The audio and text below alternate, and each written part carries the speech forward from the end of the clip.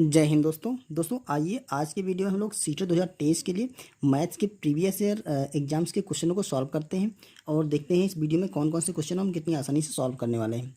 तो चलिए वीडियो को शुरू करते हैं। यहाँ पे जो पहला क्वेश्चन है वो दे रखा है, किसी घन का आयतन 2197 सेंटीमीटर क्यूब है तो इसका पार्श्व पृष्ठीय क्षेत्रफल क्या होगा। ठीक है, कोई घन दे रखा है, उसका आयतन दे रखा है और इसका पार्श्व पृष्ठीय क्षेत्रफल हमें ज्ञात करना है। तो दोस्तों देखिए, एक तो ये चीज़ कि जो पार्श्व पृष्ठीय क्षेत्रफल होता है वो हमें पता होना चाहिए, दूसरा जो घन का आयतन है वो हमें पता होना चाहिए। ठीक है, अब आयतन का फॉर्मूला क्या होता है, पार्श्व पृष्ठीय क्षेत्रफल क्या होता है, इसे हम अगर क्लियर कर लेना तो इस क्वेश्चन को आसानी से सॉल्व कर सकते हैं। तो देखिए, घन तो आपको पता होगा ना कि जिसकी लंबाई, चौड़ाई और ऊंचाई तीनों बराबर होंगी वो घन होगा। देखिए कुछ इस टाइप से हम बना रहे हैं, कुछ इस टाइप से घन आपको दिखेगा।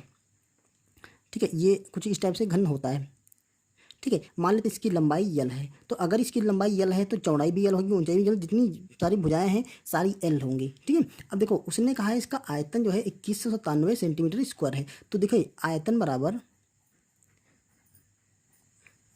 बराबर होता है, देखिए जो घन का आयतन ये 2197 दे रखा है, तो जो आयतन का फार्मूला होता है वो दोस्तों यल क्यूब होता है। ठीक है, यानी कि भुजा की घात 3। ठीक है, तो ये होता है आयतन का फार्मूला। अब देखिए 2197, अब यहाँ हमने ये फार्मूला इसलिए लगाया है क्योंकि देखिए यहाँ से हमें इसकी भुजा पता चल जाएगी, एल पता चल जाएगा ना, और जैसे एल पता चलेगा तो जो पार्श्व पृष्ठीय क्षेत्रफल होता है, ठीक है, वो दोस्तों होता है 4L स्क्वायर। ठीक है, तो वहाँ पे हम मान रख करके इसका जो क्वेश्चन का आंसर है वो फाइंड आउट कर लेंगे। ठीक है, तो देखिए यहाँ पर एल क्यूब निकालना होगा तो एल बराबर क्या आ जाएगा, रूट, ये क्यूब रूट लग जाएगा यहाँ पे। देखिए जब यहाँ पर घात 3 हटेगी तो इधर क्यूब रूट लग जाएगा 2197 का। अब यल का मान अगर दोस्तों इसका अब एक क्यूब रूट निकालेंगे तो ये आपका 13 निकल के आएगा। या आप ऐसे कर सकते हैं, जो 2197 है ये 13 की पावर 3 होता है, तो जो 13 की पावर 3 होगा तो 3 से कट जाएगा ना, तो ये हमारा निकल के आएगा 13। तो इसकी जो भुजा है वो 13 सेंटीमीटर है। ठीक है, अब हमें निकालना है पार्श्व पृष्ठीय क्षेत्रफल। दोस्तों पार्श्व पृष्ठीय क्षेत्रफल आपको बता दें, जैसे ये दे रखा है आपका, ये एक, अगर आप इसको एक खोखला मान लें तो जो ये सामने वाला ये वाला पृष्ठ दिख रहा है इसे हटा दें, और जो पीछे वाला पृष्ठ दिख रहा है वो हटा दें। अगर आमने सामने के जो पृष्ठ दिखा लें तो एक मतलब खोखला टाइप का बन जाएगा ना, वो हमारा एक होगा पार्श्व पृष्ठीय क्षेत्रफल। उसकी जो चार देखिए, जो ऊपर वाली फलक होगी, ये जो साइड वाली होगी और इस साइड वाली और नीचे वाली, इन फलक के जो पृष्ठीय क्षेत्रफल को जोड़ लेंगे वही हमारा पार्श्व पृष्ठीय क्षेत्रफल हो जाएगा। इसको दोस्तों वक्र पृष्ठीय क्षेत्रफल भी बोलते हैं। ठीक है, तो जो हमारा पार्श्व पृष्ठीय क्षेत्रफल या वक्र पृष्ठ होता है इसको हम शॉर्टकट में लिखते हैं कि वक्र पृष्ठ। ठीक है, वक्र पृष्ठीय क्षेत्रफल, तो ये होता है 4L की पावर 2। ठीक है, ये देखिए क्षेत्रफल पूछ रहा है, यहाँ पे आयतन था तो पावर 3 थी, यहाँ पर क्षेत्रफल तो पावर 2 होगी। अब इसमें हम यल का मान रख देंगे, हमारा आंसर निकल आएगा। तो ये देखिए 4 गुणा एल का मान है आपका 13, तो 13 का कर देंगे स्क्वायर, यहाँ पे आएगा 4 गुणा 13 का स्क्वायर होता है 169। अब इसको मल्टीप्लाई कर लेंगे तो 4 में 36 का 6 हो जाएगा,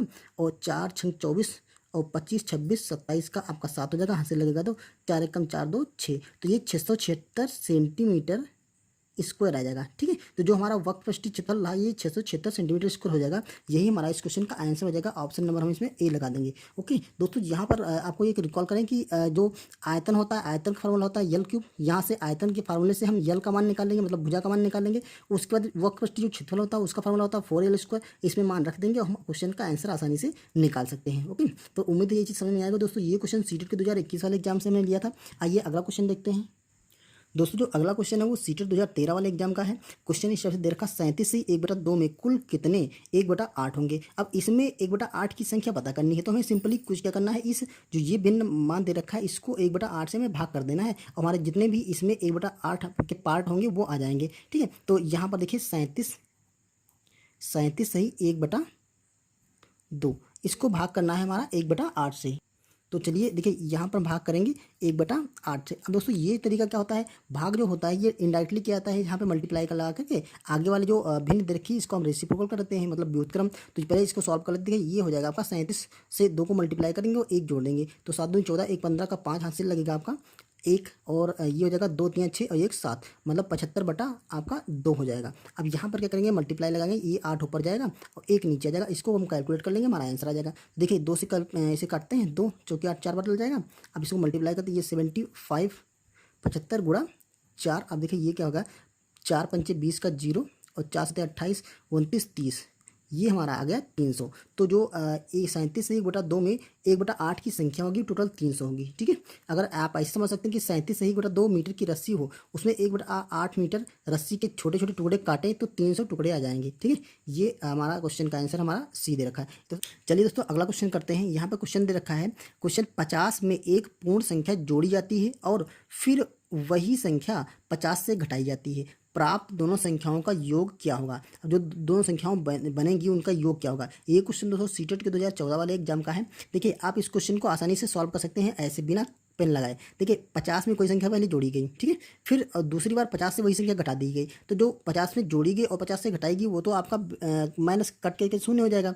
और बाकी कह रहा है इन दोनों संख्याओं को जोड़ेंगे तो 50 से आपका 100 आंसर आ जाएगा सिंपली। अब इसको लगाने का तरीका क्या है, देखिए 50 मान लेते हैं, ये 50 था, 50 में कोई संख्या जोड़ी गई, इसमें मान लेते हैं एक संख्या x से जोड़ी गई। ठीक है, अब दूसरी कंडीशन उसने कही है कि 50 में एक फिर वही संख्या घटाई जाती है, तो ये दूसरी कंडीशन ये है कि 50 में से हम वही संख्या घटा देंगे, जो संख्या जोड़ी थी वही संख्या पे घटा देंगे। अब कह रहा प्राप्त दोनों संख्या, एक संख्या ये प्राप्त हुई है, एक संख्या ये प्राप्त हुई, दोनों संख्याओं का योग क्या है। योग मतलब जोड़ना, ठीक है, योग मतलब जोड़ना, तो इन दोनों को हम जोड़ लेते हैं। अब देखते हैं क्या आ जाएगा। तो ये देखिए बराबर क्या आएगा, 50 plus x plus 50 minus x. अब देखिए ये माइनस का और इस प्लस से एक्स से कट जाएगा, तो हमारा क्या बचेगा, 50 प्लस 50, ये हमारा आ जाएगा सिंपली 100। ठीक है, तो ऑप्शन नंबर हम यहाँ से डी टिक कर देंगे, हमारा 100 आंसर आ जाएगा। ओके, तो बहुत ही आसान क्वेश्चन था। चलिए अगला क्वेश्चन करते हैं।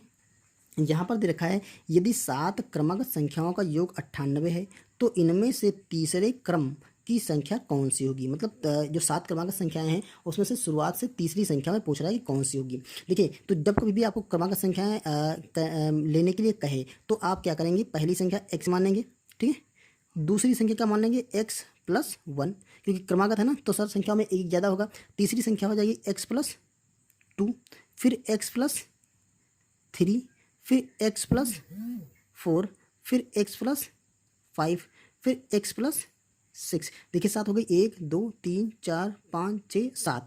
इन क्रमागत संख्याओं का जो योग है, ठीक है, वो दे रखा है 98, मतलब 98। ठीक है, अब देखिए इन संख्याओं को योग की बात करें तो इन सबको हम जोड़ देंगे आपस में, ये यहाँ से जोड़ देंगे, सारी संख्याओं को आपस में जोड़ ले रहे हैं।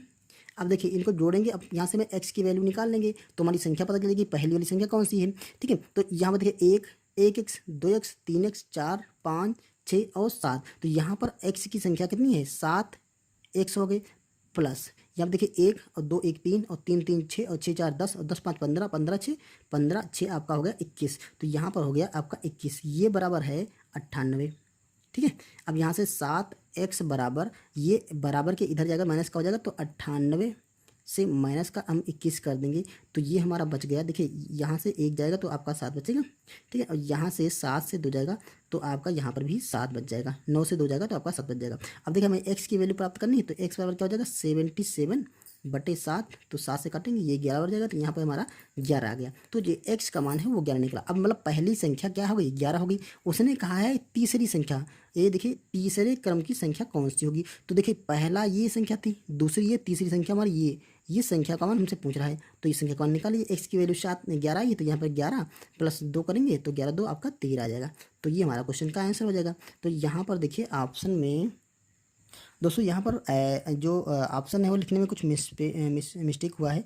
ठीक है, शायद यहाँ पर 12 की जगह आपका 13 होगा। ठीक है, 13 14 16 18 ऐसे करके होगा, तो यहाँ पे आप 13 कर लीजिए, तो ऑप्शन नंबर हमारा 1 सही होगा। देखिए आपका जो प्रोसेस है वो आपका सही है। ठीक है, तो ऑप्शन आपके अगर मिसमैच हो रहे हैं तो वो क्लियर हो जाएगा, क्योंकि देखिए यहाँ पर सारी संख्याओं को हमने जोड़ दिया, वो 98 आ रहा है, इनको हमने कैलकुलेट किया। देखिए ये जब 21 घटेगा यहाँ पे तो 77 बचेगा। अगर 11 से इसको भाग करेंगे तो आपका 7 से भाग करेंगे तो 11 आ जाएगा। तो पहली संख्या आपकी 11 हुई, तो ये संख्या कौन सी हो जाएगी, 12, और इसमें एक और जोड़ेंगे तो 13 संख्या हो जाएगी। ठीक, क्रमागत है ना, तो ये 13 संख्या, तीसरे नंबर की संख्या ना, तीसरे नंबर की संख्या क्या है, 13 है। तो यहाँ से ऑप्शन नंबर हम ए टिक कर देंगे 13। ओके, तो दोस्तों ये थे क्वेश्चन जो कि सीटेट के प्रीवियस ईयर एग्जाम्स के थे। आपको समझ में आए हैं तो इसे लाइक कर दिए, चैनल पर नए आए हैं तो सब्सक्राइब कर लीजिए। मिलते हैं किसी नेक्स्ट वीडियो में किसी नेक्स्ट क्वेश्चन के साथ, तब तक के लिए थैंक यू।